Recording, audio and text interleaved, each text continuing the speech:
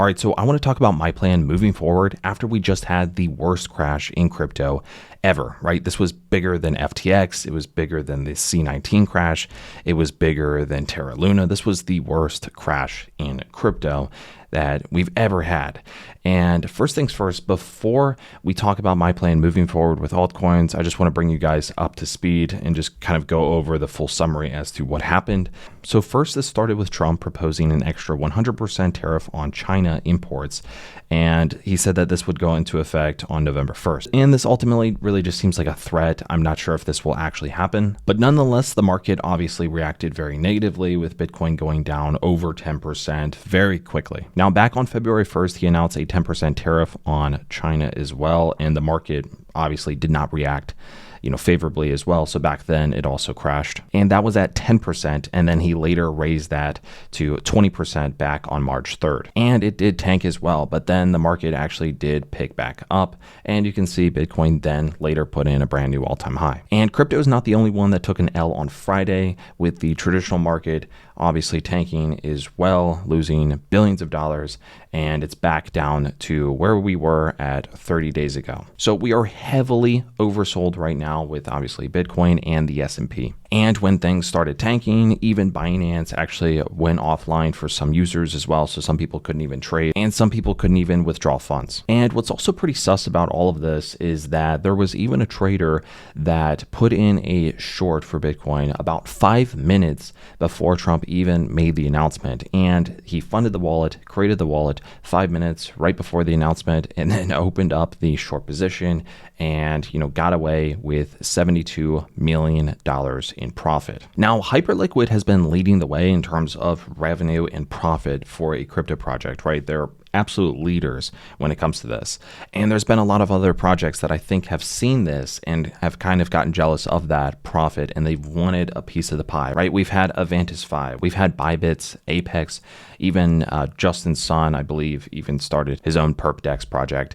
And then there was BNB backing Aster, right? So a lot of people have been introduced to leverage recently in the space, putting in 10 to 100x in some positions. And so when a lot of people are using leverage together, they can get wrecked if the price doesn't go the way they want it to be. And so a lot of people did get wrecked. A lot of people lost out in their entire portfolios just because of this move that we've recently had. What's interesting though is that Aster is only down 35% in the past 7 days, with a lot of other projects, going down 20% within just a day. Aster was only down 35% within 7 days, which is kind of interesting. And it also seems like CZ from Binance really does not like Hyperliquid. He's kind of made these tweets, right, or at least retweets, where there's basically a person that's kind of attacking Hyperliquid subtly. Now, what's also interesting is that BNB is up 5% in the past 7 days, which is very interesting if you also think of it that way. And for example, here is a chart of Atom, or also known as Cosmos, on Coinbase. You can see that it went down to $2.90.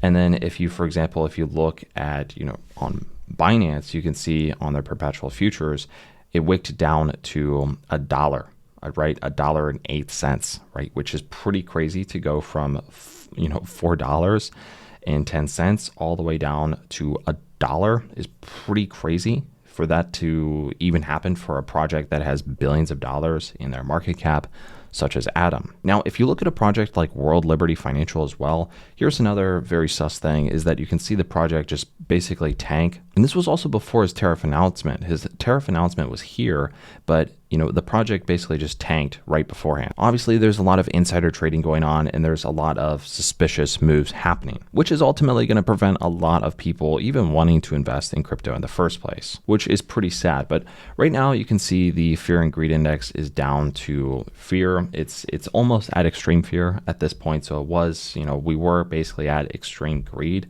in some cases, but it has gone down all the way down to fear at this point. All right, so now that we have all of that out of the way, what is my plan moving forward with altcoins? So first of all, when it comes to the narrative of altcoins, these are obviously very important to look at. And right now, the main narratives that I'm constantly watching is for AI, DeFi, RWA, ZK, or privacy ones, prediction markets, and DeepIn. So these are the narratives that I am most bullish on moving forward as we go along.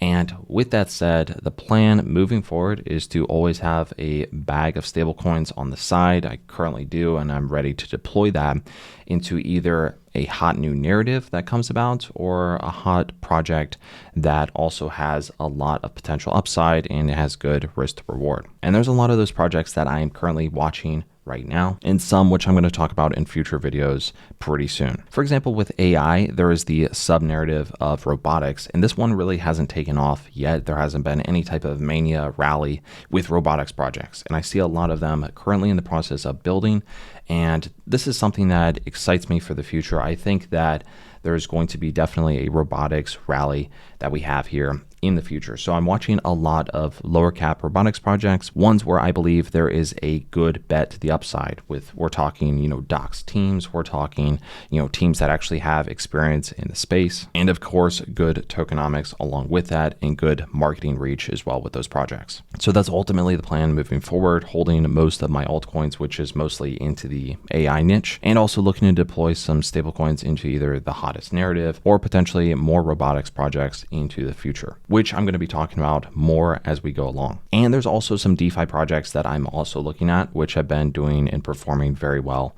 recently. So yeah, ultimately that's kind of my plan moving forward, and hopefully you guys are doing okay with your portfolios. Let me know which projects you're watching and looking to buy into this recent dip. And yeah, that's all for this one. I'll see you guys in the next one.